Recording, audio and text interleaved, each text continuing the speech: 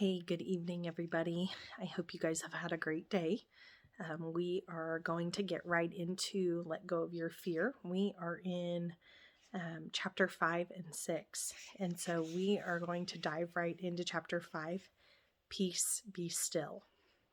And we're finally starting to get to a turning point here in the story. And the apostles are finally to that point of recognizing their fear, and they're to a point they can't control the storm anymore. They can't control the boat, and they recognize that they need Jesus's help. And so they wake him. And immediately Jesus speaks these three simple, beautiful words of peace, be still, and everything is calm. And it's just like that. It can be so simple as we are reminded that all we need to do is turn to him during these raging storms and these trials in our life, and he will calm things for us. And so what I love about this chapter is it's a reminder that it's not just an instantaneous. It's not one of these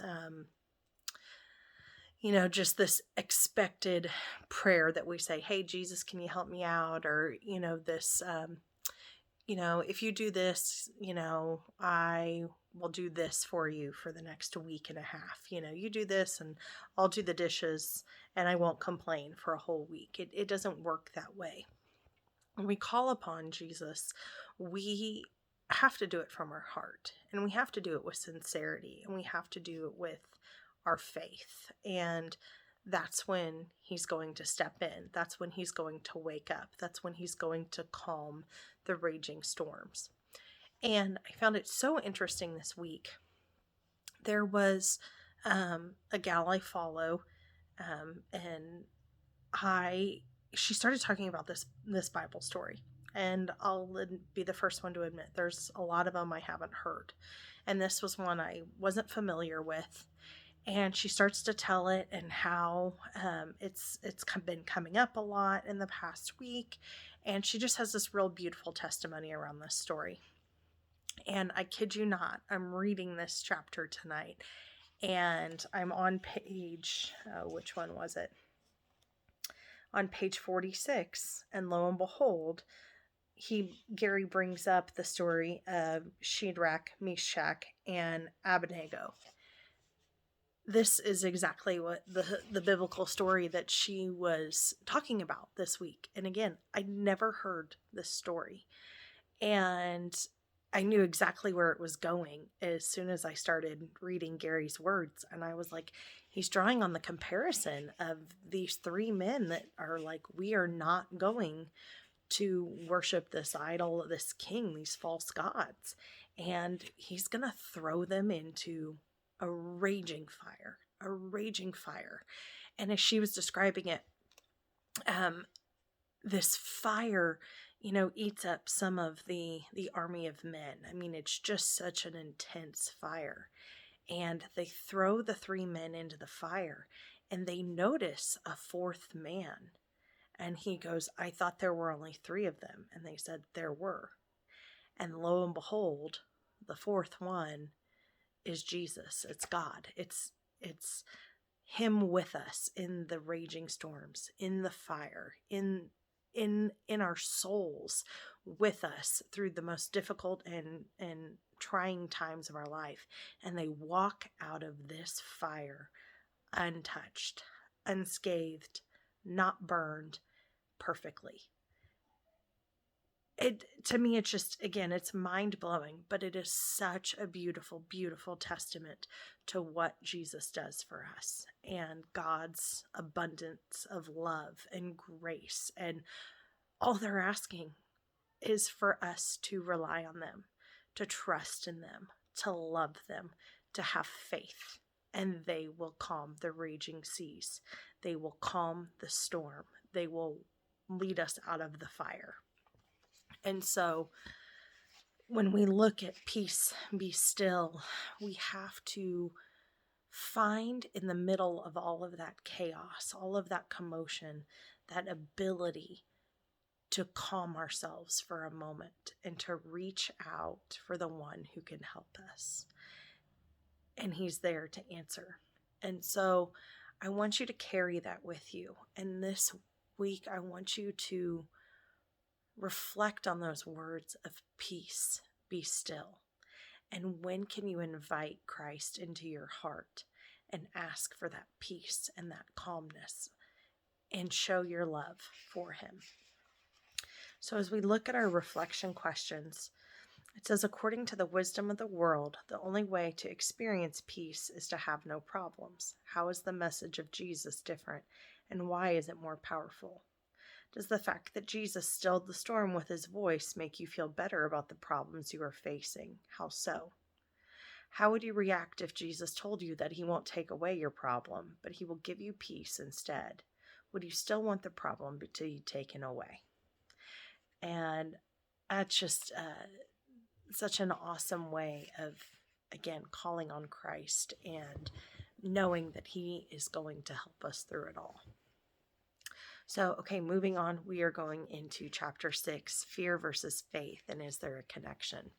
And so Gary really starts to break down what we're looking at here and reminding us and showing us that fear is this emotion, and it is almost like a fight or flight syndrome that kicks in, and it's not something that we can always control, but what we can control is the effect of worry and this irrational fear that can continue to manifest itself if we let it.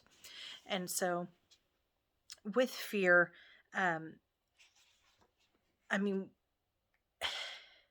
it's something that we can perpetuate and that we can make it bigger than what it needs to be. And so what we have to learn to do is to control it, and what is a healthy dose of fear.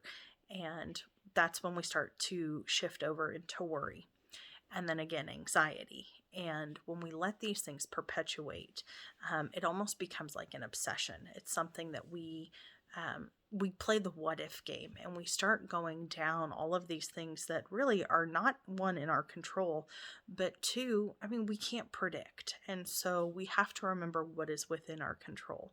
And we have to remember that in that control is Christ, and that he is there to help us recognize when maybe we've gone too far, but also how do we pull ourselves back out of it? And it comes with that loving trust. And so it says, once we turn our problems over to him, our fear should decrease. Just because it should work like that, however, it doesn't mean that it always does.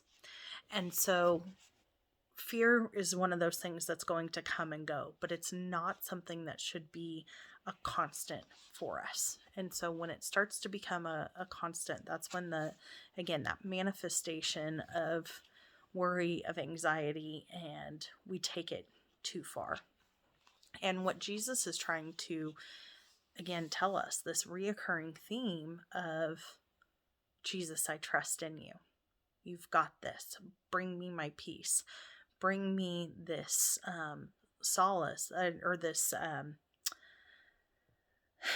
this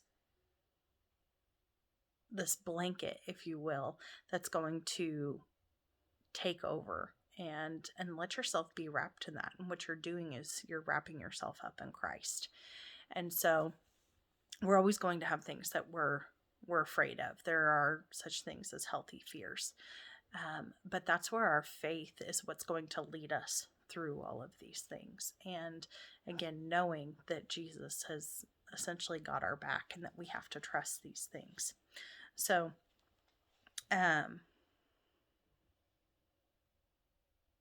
what was I going to say? Oh, I had something I wanted to pull out in this chapter and go over it with you, but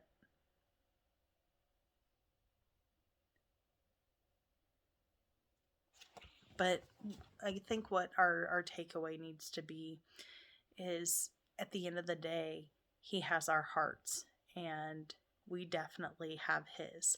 And so we need to treat it as such, and we need to not always question the why behind everything.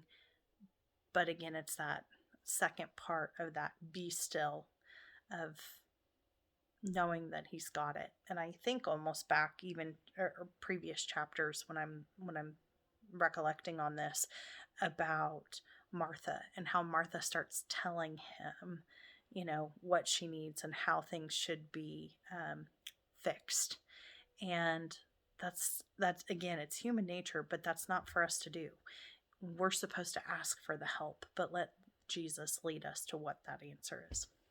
So in faith over fear, as we sum up here on our reflection questions, it says, are you facing a situation that is causing you to be afraid? Why are you afraid? And it then encourages you to be specific. Take some time and really answer the question in detail. You may be surprised with what you uncover. How is faith related to fear? Is fear always a sign of weak faith? Why or why not? While it's true that we can't directly control the emotion of fear, are there any steps we can take that may lessen our fear? And so again, just sit and be still and spend some time opening your heart to Jesus, and have that reminder that when things are getting tough, things are getting overwhelming, they seem to be caving in, he is there. And whisper that prayer, Jesus, I trust in you. And you'll be shocked at what some of those responses are from him. So thanks for sticking with it tonight, guys, and I hope you have a great evening.